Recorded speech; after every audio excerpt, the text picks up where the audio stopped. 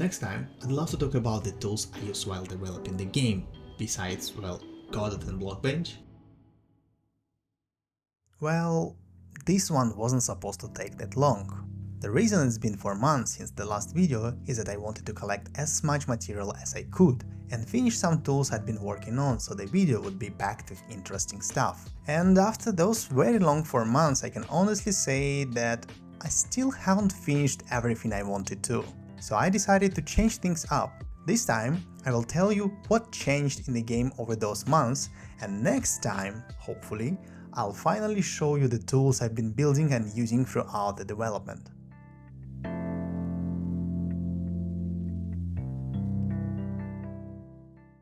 In January, I reworked the object placing logic at the player's campsite. It used to be tied to the player's position at a fixed distance, with the ability to rotate the object in one direction. It worked for a while, but I knew it wasn't great from the UX perspective, so, like in many games with building mechanics, I linked the placeable object to the center of the screen, so you can freely move it around the campsite without having to walk. To test this properly, I also added more placeable objects, such as camp chair, table, and a fridge. The placement logic also defines which objects can go on top of others, so you can put a cassette player, for example, on a table. Besides that, I started updating the existing UIs to be more user-friendly and reusable, and I added a system that lets AI characters in my game, like so, to show simple messages above their heads. This instantly added more life to them, and now I can see this old guy telling me when it's the best time to go fishing.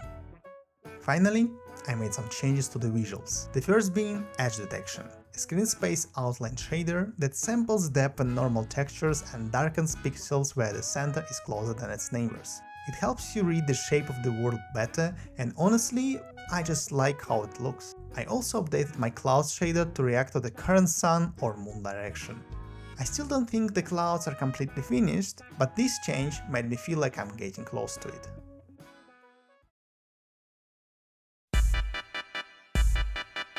February kicked off the optimization and world building stretch that ran through March and April too.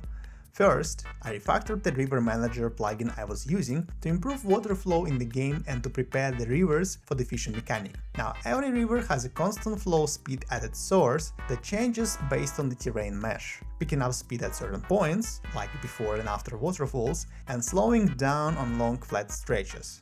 It's still nowhere near giants like Red Dead Redemption 2, so I hope any Austin doesn't pick up my game to find out how realistic my rivers are. Where did this river come from? I mean, it's flowing, right? So it's flowing from somewhere, and it's flowing to somewhere. The River Manager changes also let me introduce the first creatures in the game, fish. As I said in the first video, I want a fishing minigame, and for that, I need fish in rivers and lakes. Taking the Animal Crossing series as inspiration, I added fish shadows. At first, there wasn't much special about them. Rivers create fish spawners whenever the player is near a water source, and those spawners gradually produce small shadows. The shadows had different sizes, different lifetimes, some basic movement and disappearance logic. After watching them for a while, I decided to add a few more features to make the fish feel real. A behavioral system. Big fish became leaders and small fish became followers, so I can spawn batches of different fish and watch them mix together. If two batches meet, there is a chance they merge into one. Watching the fish became genuinely entertaining, so in the end, I spent around 20-30 minutes just exploring how it works. The next feature I added was a zone of interest, a designated spot somewhere in the world that activates when the player gets close to it. It moves the relevant AI character, or characters there, places them in a defined position and gives them a dialogue to play. For example, the mountain area won't be accessible right away, so if you go there too early, you will meet So, who will tell you that the area is off limits because of something he is working on. Once the player leaves the zone, the AI character returns to the regular state machine. Zones of interest are also meant to reward exploration. They will be scattered across the world, and some of them will even have an extra minigame you can play. In March, I optimized all the trees, rocks and bushes by introducing low poly lots. And for trees, octahedral billboard imposters as well. These imposters are the last load and only show at the farthest distances, so the player won't really notice the swap. On top of that, I added a huge ring around the game world, made of meshes that display clusters of trees, giving the impression of a dense forest stretching into the distance. After a bunch of optimizations, I spent some time modeling new game objects and working on new areas. One of the main areas of the game is going to be the shrine area. It will play a major role in one of the storylines I'm preparing for the game. I don't want to say too much, because out of all the storylines, this one is the most mystical, and I want to keep it under wraps for as long as possible. But briefly, the Forest Reserve is a place of high spiritual power with the shrine at its center, and something has happened in the reserve and its spirits have started to disappear, so you will need to find out what's going on and stop the spirits from leaving the forest. I will also add that this storyline is somehow connected to those fox statues, but that's all for now. Given all that, I wanted the shrine area to feel mystical and distinct, so I added 2 new trees specifically for it, bamboo, in 2 variations. The shrine itself should look like an abandoned place, so it took me a while to figure out how it should look. Since the shrine is a specific mystical area, the current world environment didn't really fit it, so I added a new feature called the Atmosphere Zone that lets me override certain world environment settings when the player enters it. For now, I take fog density, fog color and light settings, but in the future I also want to play different ambient audio there. Besides the shrine area, I also modeled objects for a new characters area in the game, and now, as promised in the previous video, I'll show him to you. This is the first time I'm showing someone besides Mio and so I hope you will like it.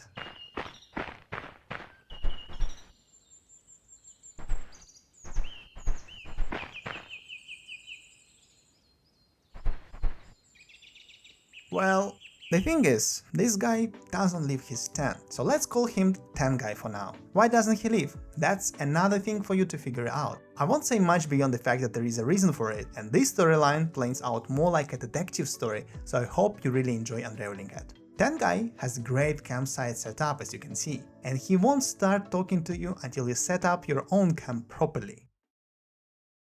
March was also the month I celebrated my birthday, and the biggest surprise was my friends showing up at my place cosplaying Neo and so. I couldn't not tell you about that, so here are some photos.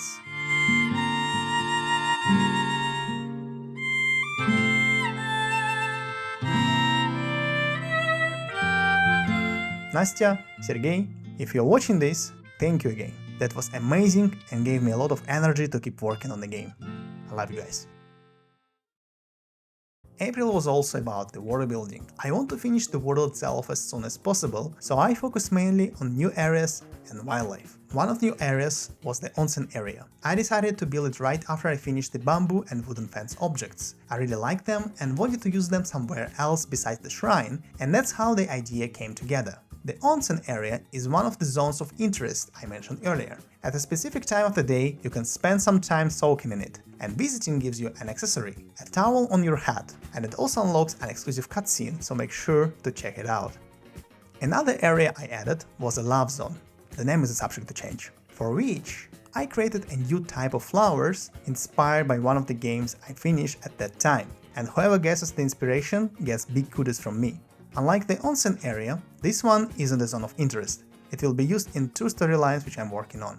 Next up was wildlife. A lot of you told me that the forest reserve felt a bit empty, and since I wanted to try the new bone system which was introduced in Blockbench recently, this was the great chance to try it out on something simple. First I made a hare.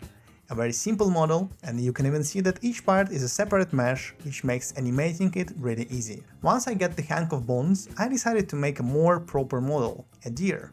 Unlike the hare, the deer is a single solid mesh, so I had to think about how each part bends, which meant using the weight brush for the first time. I made a few simple animations for each animals, and honestly, I'm happy with the results. For future animals, I'm planning to keep using bones and improve my modeling skills, but for Mio and the other human characters, I probably won't update them to use bones, because their animation controller is already very complete, and the change would mean a significant refactor I'd rather avoid for now. But as people say never.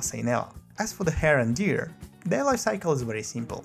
These animals aren't meant to be interactive, so the logic is spawn a bunch of animals in a defined zone, have them play a default animation, and if the player reaches the spawn area, all of them get alerted and flee. Hares look for the nearest bush, while deer have a dedicated point they head to and disappear.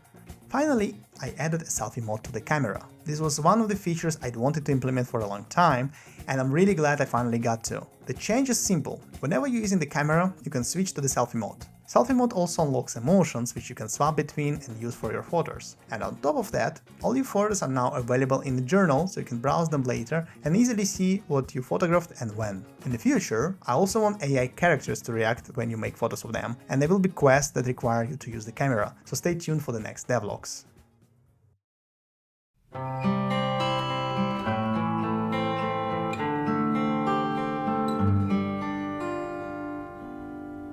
Once again, I'm sorry it's been a while since the last video, and I'm really grateful for all the comments and support you have shown for the game. Thank you for sticking around.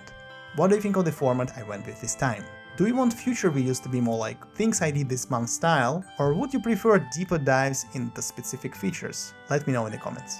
Also, a reminder that we have a Discord channel you can join. I've been trying to post there more often, and some of the stuff I mentioned in this video was already shown there first, so if you want more frequent updates on the game, feel free to join. There is also X where I post sometimes, feel free to follow me there too. That's all for now. Hit the like button if you enjoyed this one, and subscribe if you want to stick with me on this journey. My name is Nikita, and thanks for watching.